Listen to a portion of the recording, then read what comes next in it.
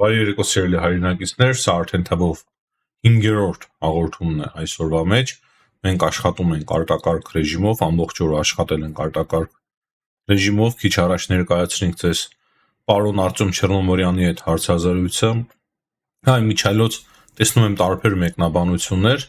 ոմանք հավանում են, ոմանք չեն հավանում, ոմանք իսրայելամետ են, ոմանք իրանամետ են, ոմանք հիշում են, թե ինչպես Իրանը առաջիններից էր, որ շնորհավորեց Ադրբեջանին Արցախի օկուպացիայի կապակցությամբ,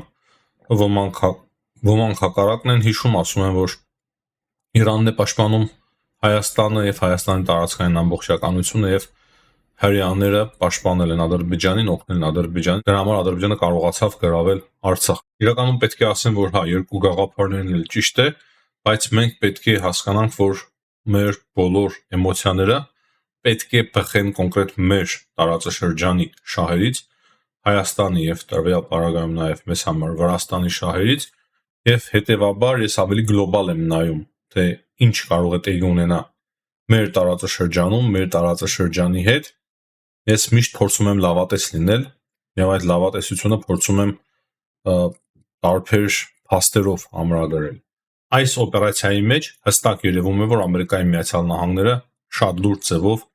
ներգրավված են։ Ֆրանսիան եւս կարող է հիմա ներգրավել այս օպերացիայի մեջ եւ դա հստակ երևում է արդեն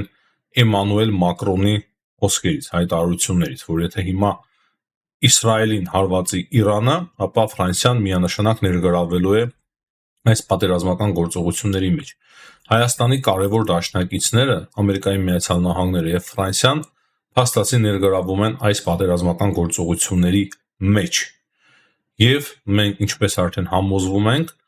ամեն ինչ անելու են Իսրայելը, Ամերիկայի Միացյալ Նահանգները, Ֆրանսիան, Մեծ Բրիտանիան եւ ելի ուրիշ շատ երկրներ իմ պատկերացմամբ, որպիսի այաթոլլաների ռեժիմին վերջտան։ Պատահական չէ, որ հիմա Դոնալդ Թրամփը հայտարարեց, որ իրանական կողմը արդեն հերախոսազրույց է ուզում իր հետ ունենալ, կապի է ուզում դուրս գալ եւ ուզում է շարունակել բանակցությունները։ Իմ համոզմամբ ամեն ինչ գնալու է նրան, որ Իրանում հնարավոր է, շատ մեծ է դրա հավանականությունը, որ այաթոլլաների ռեժիմը ավարտվի։ Չեմ կարող 100%-ով պնդել, կարող եմ ավելի մեծ վստահությամբ ասել, որ Իրան այս պատերազմը չի կարող հաղթանակ տանել, չնայած որ Իրանին կարող է հիմա տարբեր ձևերով օգնել Ռուսաստանի Դաշնությունը, Չինաստանը, բայց իմ պատկերացմամբ պատերազմ է։ Հնարավոր է սխալվենք, բայց իմ պատկերացմամբ Իրանը դատապարտված է, Իրանը կպարտվի միանշանակ այս պատերազմում եւ Ամերիկայի Միացյալ Նահանգների ազդեցությունը անգամներով ավելանալու է մերձավոր արևելքում, անգամներով։ Հիմա դա լավ է թե վատ, դատեք ինքներդ սիրելի հայրենակիցներ, եւ եթե Ամերիկայի Միացյալ Նահանգները ծրագրել են այսպիսի սցենար, ես կարծում եմ, որ իրանք դժվար թե թույլ տան Ադրբեջանին հարձակվել Հայաստանի վրա, չնայած որ միշտ ասել եմ, որ ռիսկերը շատ մեծ են, ահռելի մեծ ռիսկեր կան,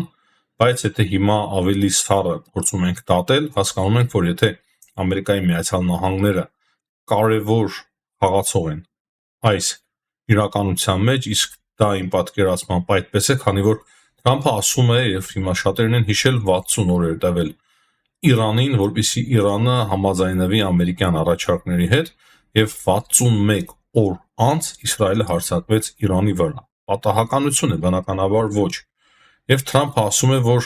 այն հարձակումը, որը որ տեղի ունեցավ Իրանի վրա,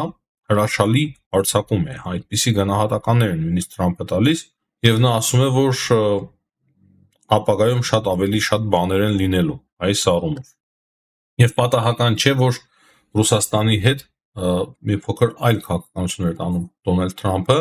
շատ ավելի մեղմ քաղաքականություն Ուկրաինայի մասով, փորձում էր Վլադիմիր Պուտինին էլ ներգրավել, որպեսզի Իրանի վրա ճնշում գործադրվեր, Իրանը համաձայնվեր խաղաղության գալ եւ համաձայնվել ամերիկյան ծրագրերի, ինչը տեղի չունեցավ։ Հիմա եթե Իրանի հարցը մենք համարենք, որ մեծ հաշվով լուծվում է, ապա Ամերիկայի Միացյալ Նահանգների հերետորաբանությունը, ընդհանրապես քաղաքականությունը կարող է փոխվել նաև Ռուսաստանի նկատմամբ։ Իմ համոզմամբ Իրանի հարցը լուծելուց հետո Ամերիկայի Միացյալ Նահանգները կսկսեն այլ լեզվով խոսել Ռուսաստանի Դաշնության հետ, միանշանակ պատժամիջոցները կմտցվեն եւ Ուկրաինային կօգնեն այնքան, որ Ուկրաինան առնվազն պարտություն չկրի այդ պատերազմի մեջ եւ ստիպելու են տարբեր ձևերով Ռուսաստանին գնալ խաղաղության։ Բայց քանի որ մենք խոսում ենք հիմա Իրանից, թե ինչ է տեղի ունենում Իրանում, արիք խոսենք նաեւ հետաքրքիր փաստերից։ Այսօր ամբողջ օրվա ընթացքում փաստացի Իսրայելը ռմբակոծել է Իրանի ամբողջ տարածքը, նաեւ օդանավակայաններն է ռմբակոծել։ Մեխրաբադ օդանավակայանը եւ Իմամ Հոմեյնի օդանավակայանը։ Դրանից բացի ատոմային օբյեկտները, դրանց մասին մենք արդեն խոսել էինք մեր նախորդ հաղորդման մեջ, հատկապես Նատանզայի ատոմային օբյեկտը, ինչպես նաեւ Ֆորդեի ատոմային օբյեկտը։ Դրանից բացի քիչ առաջ նաեւ տեղեկություն կար, որ հնարավոր է ռադիոակտիվ ֆոնը եւս փոփոխության է ենթարկվել եւ այնտեղ նաեւ դիվերսիոն ներթափանցման փորձ է եղել։ Կարևոր տեղեկություն ենք ստանում նաեւ Ամերիկայի Միացյալ Նահանգներից, որ Ամերիկայի Միացյալ Նահանգները լրացուցիչ ուժեր են տանում Մերձավոր Արևելք, որպեսզի օգնեն Իսրայելին, եթե նման անհրաժեշտություն առաջանա։ Կան հստակ նաեւ տեղեկություններ այն մասին, որ օրինակ հայկական կողմն է այս մասին խոսում, որ այս գործողությունը կարող է շարունակվել առնվազն 14 օր։ Եվ դրանից բացի նոր տեղեկություններ կան, այսինքն նոր ասելով մի 2 ժամ է այս տեղեկությունները արդեն հայտնի են, որ այս գործողությունից առաջ Իսլամական կորպուսի հեղափոխության պահապանների այդ կորպուսի բարձրաստիճան զինվորականներին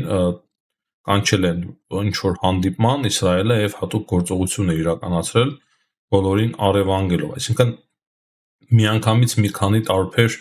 հատուկ գործողություններ է կարողացել իրականացնել Իսրայելը եւ այդ գործողությունները հիմնականում եղել են Իրանի ներսից։ Դա է ամենակարևորը եւ ամենահետաքրքիրը, թե ինչքան լուրջ հնարավորություններ է ունեցել Մասադը, որպեսզի տարբեր տեսակի օպերացիաներ իրականացնի Իրանի ներսում։ Պատկերացնում եք, չէ՞, ինչի մասին է խոսքը։ Կարևոր է նաեւ նշել, որ Նետանյահուն տարբեր հեռախոսազրույցներ է ունեցել Գերմանիայի կանցլերի հետ, Ֆրանսիայի նախագահի հետ, Հնդկաստանի վարչապետի հետ, նաեւ Վլադիմիր Պուտինի հետ։ Վլադիմիր Պուտինը իմչայլոց նաեւ խոսել է Մասուդ Փեզեշկյանի հետ, Իրանի նախագահի հետ, նաեւ ցավակցել է Իրանի նախագահին, նաեւ հեռախոսազրույց է նախատեսված Իսրայելի վարչապետի եւ Ամերիկայի Միացյալ Նահանգների նախագահ Դոնալդ Թրամփի միջեւ։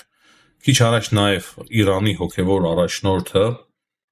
հայտարարությամբ է հանդես եկել, որ շատ լուրջ հակահարված է տրվելու Իսրայելին եւ ոչ ոք չի ների, անպայման շատ լուրջ հակահարված կտրվի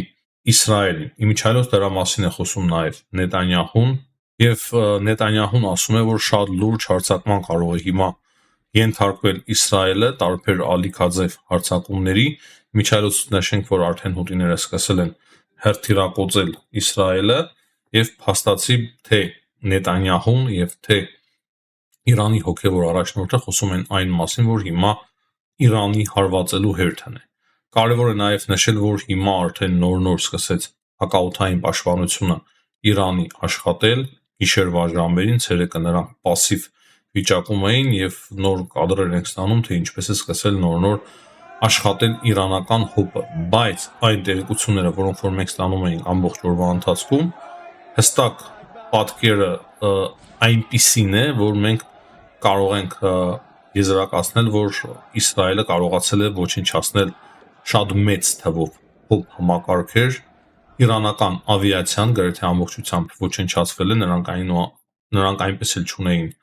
ավիացիա, 13 ինքնաթիռ միանգամից ոչնչացվել է, ինչպես նաեւ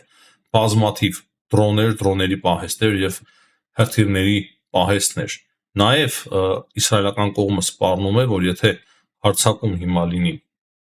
Իսրայելի վրա, ապա բոլոր նավթային օբյեկտները, այսինքն ամեն ինչ